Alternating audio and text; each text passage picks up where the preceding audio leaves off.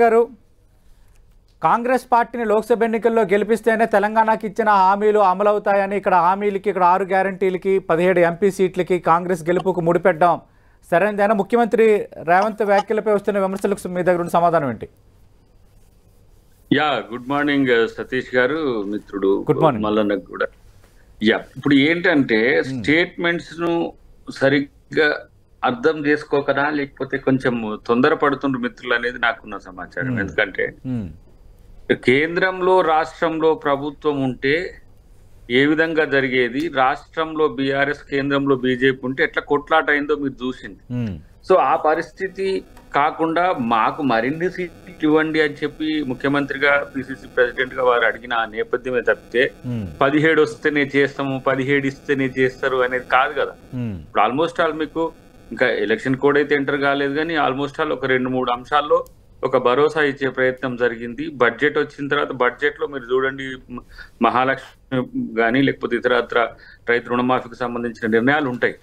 కాకపోతే ఆర్థిక అంశాలు మాత్రమే తెర మీదకి తెచ్చి ఈ రోజు ఆర్థికంగా బలహీనంగా ఉన్నారు కాబట్టి చేస్తామా లేదా, చేయగలమా లేదా అనే ఒక చర్చ ఈ రోజు విపక్ష నాయకులు తీసుకురావడం అనేది ఒక విడ్డూరమైన పరిస్థితి. నిన్నటికి నిన్న మనోడు ఎవరు కడియం శ్రీహరి గారు, తర్వాత రాజసింగ్ గారు, ఇప్పుడు మనోడు రాజీనామా చేయి. ఇది ఏ తరహా రాజనీతి ఇది?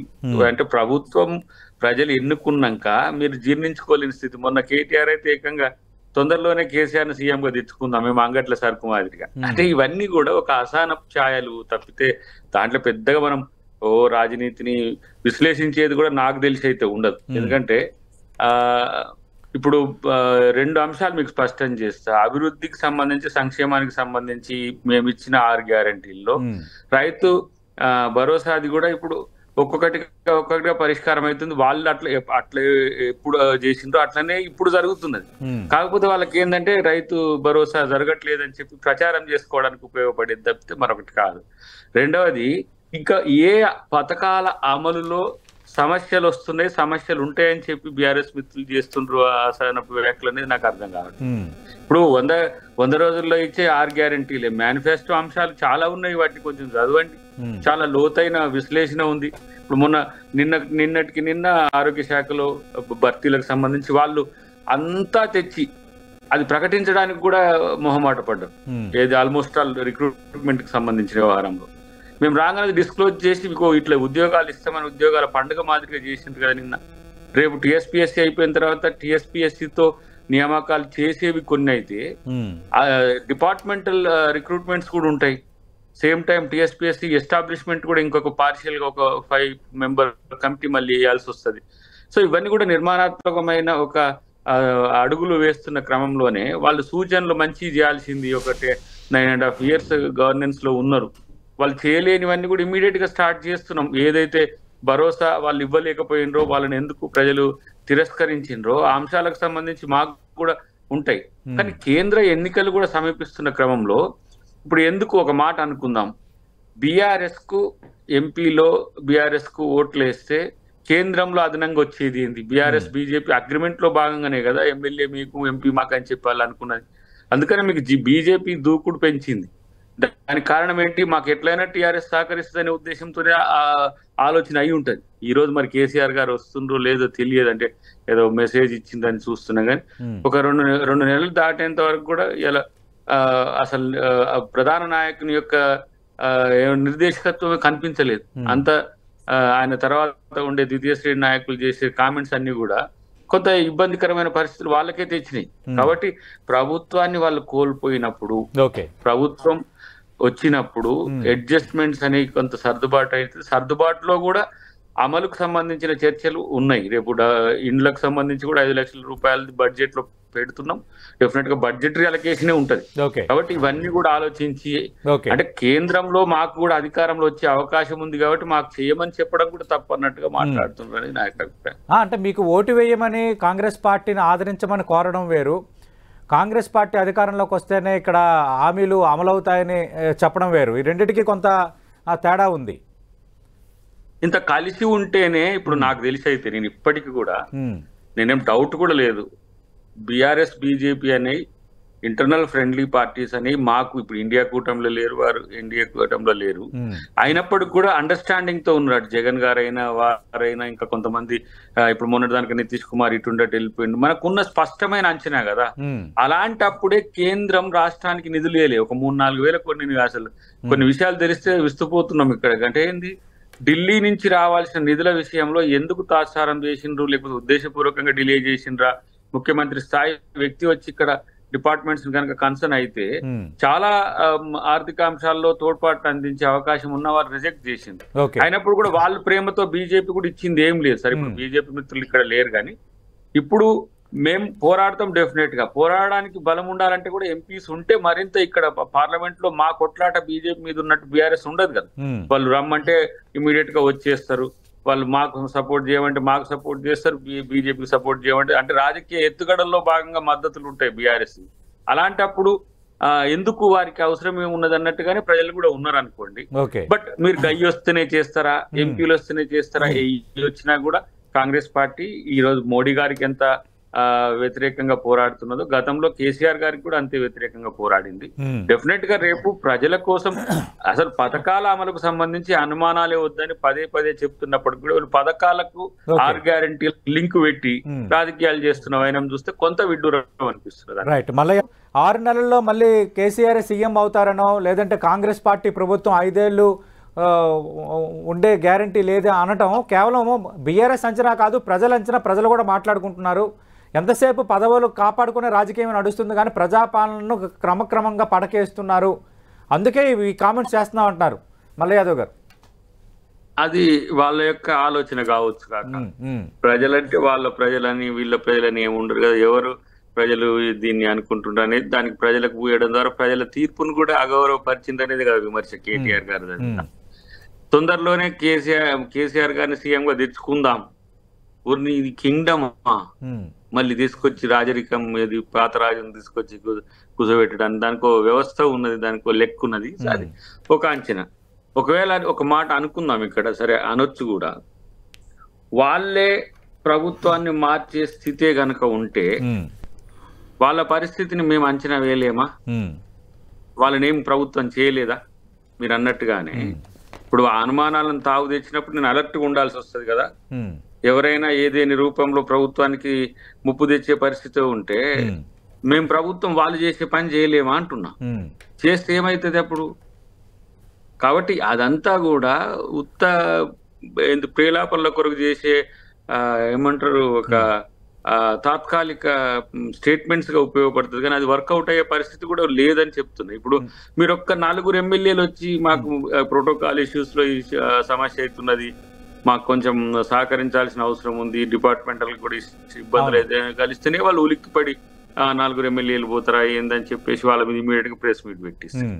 మేము ఒక ప్రజాస్వామ్య పునరుద్ధరణలో భాగంగా ముఖ్యమంత్రిని ఎవరైనా కలిసే ఒక కల్చర్ ను తీసుకొస్తున్నాం తప్పితే ఒకవేళ బీఆర్ఎస్ చేసినట్టే చేయాలంటే ఎంత అది పెద్ద సమస్యనా సతీష్ గారు? కానీ చాలా మంది టచ్ లో ఉన్నారని ప్రచారం అయితే జరుగుతుంది కదా. సత్యేందర్ రెడ్డి నుంచి చాలా ఉండాలి.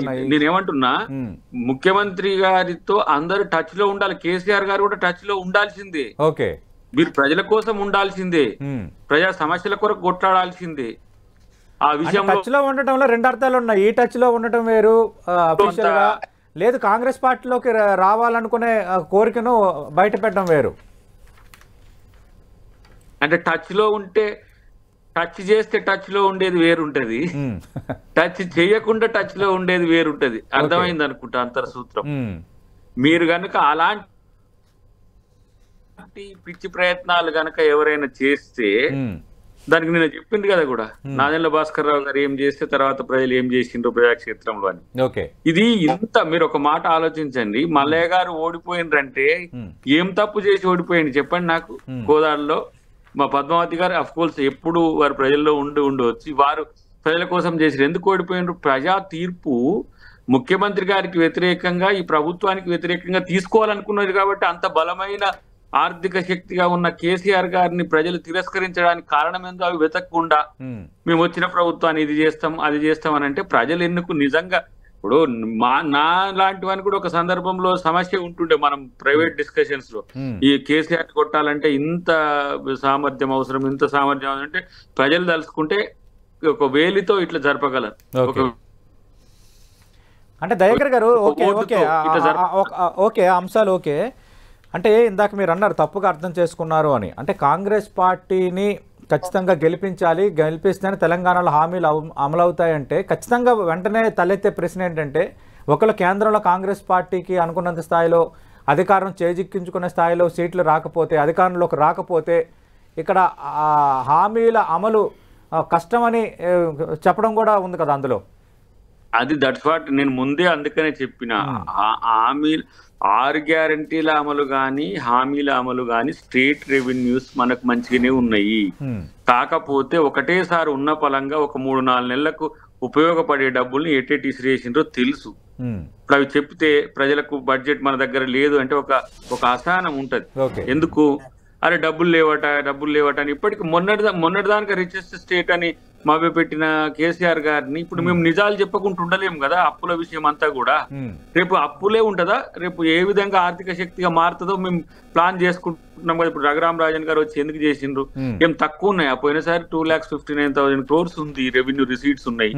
ఇలా దాన్ని 2,80,000 కోట్ల వరకు కూడా పెంచుకునే అవసరం ఉంది. నిజంగా ఆర్థిక దుబారా అవినీతిని అరికడితే నేను అనుకుంటే 75,000 కోట్ల నుంచి 1,00,000 కోట్లు పెంచవచ్చు రెవెన్యూ. కానీ వాళ్ళు సంపద సృష్టి వైపు లేదు. మొన్న కేటీఆర్ గారు మాట్లాడుతున్నప్పుడు సరే మేము మళ్ళీ అది బడ్జెట్ తర్వాత పవర్ పాయింట్ ప్రజెంటేషన్ ఏ విధంగా చెప్పేది ఉంటది, కానీ 3,00,000 కోట్ల రెవెన్యూస్ దాటాలి ఇప్పటికే. వాళ్ళు ఓన్లీ ఆ సంపదను పెట్టడం ఖర్చు అనేది ఎక్కడ పెట్టిండ్రంటే ఏమంటారు క్రియేషన్, ఎక్కడైతే సంపద సృష్టి జరగదో అక్కడ పెట్టింది కాబట్టి సమస్య వస్తున్నది. ఇప్పుడు దాన్ని పెంచడం ఒక ఎత్తు, ఇప్పుడు దాన్ని ఒక అంటే దయాకర్ గారు మీ లెక్కలు మీకు ఉండొచ్చు కానీ ప్రజలు ఏమి ఎదురు చూస్తారు? 6 గ్యారంటీలను 100 రోజులు అమలు పరుస్తామన్నారు. అమలు పరచకపోతే ఖచ్చితంగా ప్రజల్లో ఒక చర్చ వస్తుంది, ప్రతిపక్షాలు కూడా ప్రశ్నిస్తాయి. లేదు మీరు అంటున్నారు 6 గ్యారంటీలు కాకుండా మేనిఫెస్టోలో చాలా హామీలు ఇచ్చాము అని. ఆ హామీల అమలుకు సంబంధించి ఖచ్చితంగా ప్రశ్నించే గొంతుకు ఉంటూనే ఉంటుంది కదా. సతీష్ భాయ్ 100 రోజులు ముందే ఎందుకు వస్తున్నది కోయిల? అసలు కావని వీళ్ళు చెప్పి వీళ్ళు కాకిలాగా అరుసుడు ఎందుకు? కావు అవి చెయ్యలేరు. అవి చూసినావా, వాళ్ళు కేంద్రం ఇస్తేనే ఇస్తారట. మేము ఇచ్చిన హామీలకు సంబంధించిన అంశంలో బడ్జెట్ సపోర్ట్ చేస్తుంది, మనం అరేంజ్ చేసుకోవచ్చు ఏ విధంగా అనే దగ్గర మాకు ఒక అవగాహన ఉన్నది. కానీ రాజకీయంగా మరింత బలపడితే కేంద్రం కూడా ఎందుకు మా మాట వినదో చెప్తాం, మీరు సహకరించండి అని ఓటర్లను ముఖ్యమంత్రి గారి స్థాయిలో కూడా మేము అర్జీ పెట్టుకోవద్దంటే ఇక ప్రజలకు దూరం కావాలన్నా, ఓన్లీ పరిపాలనకి పరిమితంగా ఈ ఫామ్ హౌస్లలో లేకపోతే ముఖ్యమంత్రి నివాసాలకు. ఇంకా ఎన్నికల కోడ్ రాబోతుంది కాబట్టి దాన్ని ఇంకా సాగ్గా చూపించి ఈ హామీల అమలును పక్కన పెట్టే ప్రయత్నం కాంగ్రెస్ పార్టీ ప్రభుత్వం చేస్తుంది. అందుకే దానికంటే ముందే విశ్వస్త ప్రకటన చేయాలంటున్నారు. ఇప్పుడు వారెందుకు ముందుకు కోయిల కూస్తుందో వారిని అడగరా? అకార్డింగ్ టు షెడ్యూల్ ఫిబ్రవరి ఎందుకు వస్తాయి ఎలక్షన్స్? కావాల్సింది ఏప్రిల్ మే నెలల్లో కదా. అంటే వీళ్ళకి ముందే తెలుసు ఆ సమాచారం. ఇప్పుడు వాళ్ళు అంటే